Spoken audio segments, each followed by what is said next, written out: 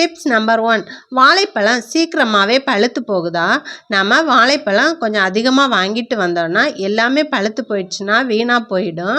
அப்படி சீக்கிரம் பழுக்காமல் இருக்க பழத்தோட காம்பு பகுதியில் அலுமினிய பேப்பர் இல்லைன்னா பிளாஸ்டிக் கவரால் நல்லா கட்டி விடுங்க. இப்படி பண்ணுறதால பழம் 4-5 நாள் வரைக்கும் சீக்கிரமாக பழுக்காமல் இருக்கும். இந்த டிப்ஸ் உங்களுக்கு ரொம்ப பிரயோஜனமாக இருக்குங்க. கண்டிப்பாக ஒரு தடவை ட்ரை பண்ணி பாருங்கள்.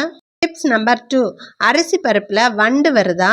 அதுக்கு அரிசி இருக்கிற பையில கிராம்பை அங்கங்கே போட்டு வச்சிங்கன்னா வண்டு வரவே வராதுங்க.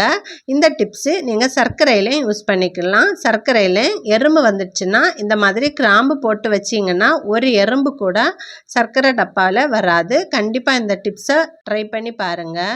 டிப்ஸ் நம்பர் 3, தக்காளி சீக்கிரமாகவே அழுகி போகுதா? இந்த வெயில் காலத்தில் தக்காளி கொஞ்சம் அதிகமாக கிடந்துச்சுன்னா சீக்கிரமாகவே அழுகி போக வாய்ப்புண்டு. நீங்கள் இந்த டிப்ஸை ட்ரை பண்ணி பாருங்கள். தக்காளியோட காம்பு பகுதியில் கொஞ்சமாக எண்ணெயை தடவி வச்சிங்கன்னா 1 மாதம் வரைக்கும் தக்காளி கெட்டு போகாமல் இருக்கும். இந்த டிப்ஸை நீங்கள் ஒரு தடவை ட்ரை பண்ணி பாருங்கள். டிப்ஸ் நம்பர் 4, எலுமிச்சம்பழம் சீக்கிரமாகவே வாடி போகுதா? அதுக்கு ஒரு பாட்டிலில் எலுமிச்சம்பழம் மூழ்கிற அளவுக்கு தண்ணி எடுத்துக்கோங்க. அதில் எல்லா எலுமிச்சம்பழத்தையும் போட்டு ஃப்ரிட்ஜில் வச்சிங்கன்னா எலுமிச்சம்பழம் வாங்கினது மாதிரியே ஃப்ரெஷ்ஷாக இருக்கும். தண்ணியை மட்டும் 2 நாளைக்கு ஒரு தடவை மாற்றிக்கிட்டால் போதும். கண்டிப்பாக இந்த டிப்ஸை நீங்கள் ட்ரை பண்ணி பாருங்கள். டிப்ஸ் நம்பர் 5, குழம்புல உப்பு காரம் அதிகமாகிடுச்சா? நம்ம வீட்டில் வைக்கிற குழம்புல எப்போவுமே உப்பு இல்லைன்னா காரம் அதிகமாக இருக்கும். இந்த டைமில் வீட்டில் ரஸ்க் இல்லைன்னா ப்ரெட் இருந்துச்சுன்னா அதை நல்லா பொடி பண்ணி எடுத்துக்கோங்க. அந்த பொடியை நீங்கள் இந்த குழம்புல சேர்த்திங்கன்னா உப்பு காரம் சரியாயிடுங்க. இந்த டிப்ஸை நீங்கள் கண்டிப்பாக ட்ரை பண்ணி பாருங்கள். டிப்ஸ் நம்பர் 6, கடலை எண்ணெய் கெடாமல் இருக்கணுமா? நம்ம கடலை எண்ணெய் வாங்கிட்டு வந்த சில நாட்கள்லே கெட்டு போயிடும். அதுலேருந்து ஒரு விதமான காம்பின வாசனை அடிக்கும். இந்த மாதிரி கெட்டு போகாமல் இருக்க எண்ணெயில் கொஞ்சமாக புளியை போட்டு வச்சிங்கன்னா எண்ணெய் கெட்டு போகாமல் இருக்கும். இந்த டிப்ஸை நீங்கள் ட்ரை பண்ணி பாருங்கள். டிப்ஸ் நம்பர் 7, சாம்பார் நீண்ட நேரம் கெடாமல் இருக்கணுமா? நம்ம வீட்டில் சாம்பார் வச்சோன்னா கொஞ்ச நேரம் ஆனாலே ஊசின ஸ்மெல் வருங்க. ஈவினிங் ஆனால் சாப்பிடவே முடியாது.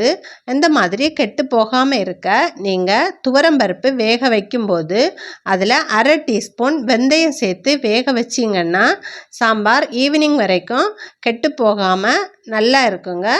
கண்டிப்பாக இந்த டிப்ஸை நீங்கள் ட்ரை பண்ணி பாருங்கள். டிப்ஸ் நம்பர் 8, வாழைக்காய் கட் பண்ணும்போது கையில் கரைப்படாமல் இருக்கணுமா? நாம் வாழைக்காய் நறுக்கும்போது கத்தியிலையும் கையிலையும் கரைப்பட்டு கருத்து போயிடும். இனி கவலையை விட்டுருங்க. வாழைக்காய் நறுக்கிறதுக்கு முன்னாடி கொஞ்சமாக தூளுப்பு கையிலையும் கத்தியிலையும் தேய்ச்சிட்டு நீங்கள் நறுக்கி பாருங்கள். கொஞ்சம் கூட கையிலையும் கத்தியிலையும் கரை ஒட்டாது. இந்த டிப்ஸை நீங்கள் கண்டிப்பாக ட்ரை பண்ணி பாருங்கள். டிப்ஸ் நம்பர் 9, கிச்சனில் எறும்பு கரப்பாம்பூச்சி தொல்லை அதிகமாக இருக்கா? அதுக்கு வீட்டில் நம்ம வெங்காயம் உரிச்சிக்கிட்டு தோலையெல்லாம் நம்ம தூக்கி போடுவோம். இனிமேல் தூக்கி போடாதீங்க. அந்த வெங்காயத்தோல் பூண்டு தோலை முந்தின நாளே தண்ணியில் ஊற போட்டுருங்க. மறுநாள் அந்த தோலை தூக்கி போட்டுட்டு தண்ணியை மட்டும் ஒரு ஸ்ப்ரே பாட்டிலில் ஊற்றி நைட்டு தூங்க போகும்போது கிச்சன் முழுக்க நீங்கள் ஸ்ப்ரே பண்ணி விட்டீங்கன்னா எறும்பு கரப்பாம்பூச்சி தொல்லை இருக்காதுங்க. கண்டிப்பாக இந்த டிப்ஸை நீங்கள் ட்ரை பண்ணி பாருங்கள். டிப்ஸ் நம்பர் 10, இட்லி சாஃப்டாக வரணுமா?